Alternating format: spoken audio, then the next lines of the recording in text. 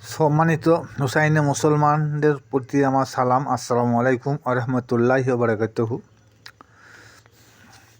আউযু বিল্লাহি মিনাশ শাইতানির রাজিম। বিসমিল্লাহির রহমানির রহিম। হুজুর পাক সাল্লাল্লাহু তাআলা আলাইহি সাল্লাম ইরশাদ করেছেন, মাসালুল্লাযী ইয়াযকুরু রাব্বাহু ওয়াল্লাযী লা ইয়াযকুরু মাসালুল হাইয়্যি ওয়াল মাইয়িত। অর্থাৎ এই আয়াতের অনুবাদ হলো, যে ব্যক্তি আপন প্রতিপালকের জিকির করে না, তার দিল বা অন্তর মুর্দা। যার দিল সর্বদাই আল্লাহর জিকিরে মশগুল থাকে, তারই দিল জীবিত। আর যার দিল জিকিরবিহীন, তাহার দিল বা অন্তর মৃত্যু বা মুর্দা। বুখারী শরীফ 196 পৃষ্ঠা। এই হাদিসটা কোরআনের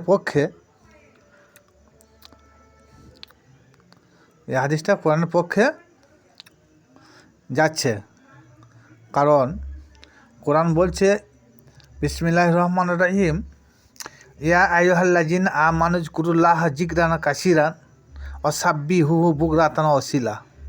সূরা আহজাব আয়াত নম্বর 41। এর অর্থ হলো, হে ঈমানদার বিশ্বাসীরা, তোমরা খুবই কসরতের সহিত আমার জিকির করো। আল্লাহ বলছে, তোমরা কসরতের সহিত আমার জিকির করো, আর সকাল সন্ধ্যায় তোমরা তসবিহ পাঠ করো। ইউসাব্বিহুহু বুকরাতান ওয়া আসীলা। ইহা তাফসীর কানজুল ঈমান।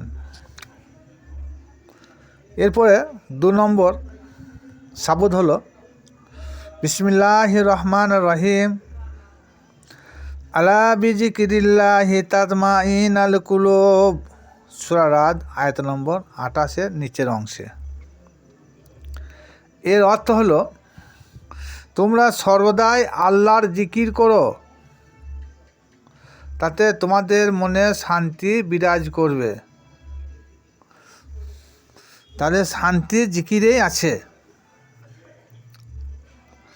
নামাজের মধ্যে আমি বললে হবে না, আল্লাহ কোনো জায়গায় বলেন না যে নামাজের মধ্যে, সালাতের মধ্যে তোমাদের মনে বা অন্তরে শান্তি আসে। কারণ নামাজ পড়লে ভালো, কিন্তু নামাজ না পড়লে তার দিল যে মুর্দা হয়ে যাবে, কোরআন কোন জায়গায় বলে নাই। কিন্তু জিকিরবিহীন হয়ে গেলে, আল্লাহ জিকিরবিহীন হয়ে গেলে কিন্তু তার দিল মুর্দা হয়ে যাবে, এটা আল কোরআন সাবুত দিচ্ছে। কিন্তু আমি এই কথাটা নামাজের বিরোধিতা করছি না, কিন্তু যারা এগুলো বলেন, কিন্তু তারা কি জিকিরের কথাকে একবার বলে? বর্তমান কিছু সমাজে প্রচলিত আলেম, এরা নামাজটাই মাতার মনি বানিয়ে দেয়। কারণ কোরআনে যেসব আদেশ নিষেধ যায় না যায়, যেখানে বলেছে, আরও যেসব ফরজ ইবাদত বলেছে, সেগুলো কোনো গুরুত্ব নাই। এই জিকিরের কথা বহুবার বলেছে, আকিমুস সালাত অত জাকাত, এ তো 80 থেকে 82 বার। কিন্তু জিকিরের কথা বহুবার বলা হয়েছে, হকের কথা কম বেশি 270 বার বলা হয়েছে, ঐক্যবদ্ধ হওয়ার কথা তার মধ্যে আছে। কিন্তু আমরা ওইগুলো কোনো গুরুত্ব দিই না। কারো হক নষ্ট করবে না, এসব আমাদের বর্তমান সমাজে যারা আলেম আছেন, তেনারা শিক্ষাই দেয় না। তেনারা শিক্ষা দেয়, উজু করো ঠিক মতন আর নামাজ পড়ো, বাস। এক ওয়াক্ত নামাজ কাজা করলে 80 হোক বা 2 জায়গায় থাকতে হবে, আর এক হোক বা সমান 70,000 বছর। সুতরাং ক্যালকুলেটরে যোগ করে দেখা যায়, এক ওয়াক্ত নামাজ কাজা মানে 2,88,00,000 বছর। 2,88,00,000 বছর তাকে জাহান্নামে আগুনে পুড়তে হবে।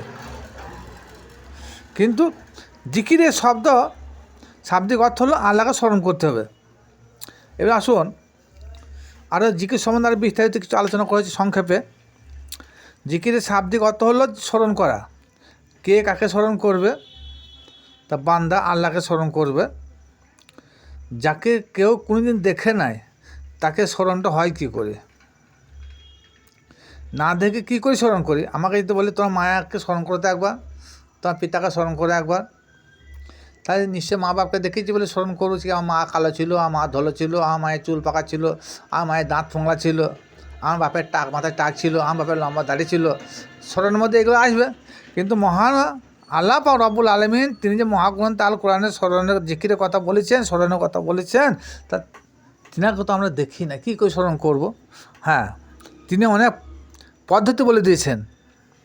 আল্লাহ পাক রব্বুল আলামিনকে স্মরণ করার জন্য আল্লাহ পাক রব্বুল আলামিন তিনি নিজেই সেই পদ্ধতিগুলো বাতলিয়ে দিয়েছেন।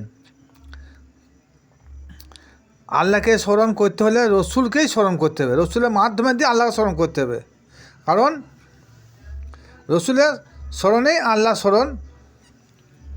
যেমন মাই এতু রসুলা ফাঁকা দাতা আলা,